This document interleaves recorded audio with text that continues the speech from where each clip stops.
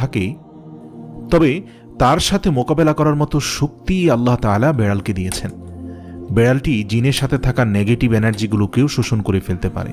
শুধু তাই নয়, বেড়ালের শরীরে আল্লাহ এমন একটি ব্যাকটেরিয়া দিয়েছেন যা কিনা আমাদের আশেপাশে থাকা সব ধরনের নেগেটিভ এনার্জিকে শোষণ করে নেয়। এছাড়াও বিজ্ঞানীরা বলছেন, আমরা যখন রাতে ঘুমাতে যাই তখন ঘরে পুষে রাখা বেড়াল সারা রাত ধরে আমাদের শরীর থেকে নেগেটিভ এনার্জি শোষণ করতে থাকে। আল্লাহ রাব্বুল আলামিন বেড়ালের মাঝে কিছু বৈশিষ্ট্য দিয়েছেন, যার কারণে এমন সুন্দর একটি মাখলুক আমাদের রোজকার জীবনের অংশ হয়ে উঠেছে।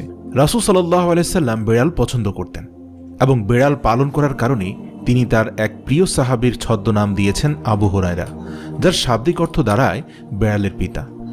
কেন একজন মুসলিমের বেড়াল পালন করা উচিত? গবেষণা করে জানতে পারা যায়, আজ থেকে ৮,০০০ বছর পূর্বে জঙ্গলের বেড়ালরা খাবারের খোঁজে জনবসতিতে আসতে শুরু করে। সে সময়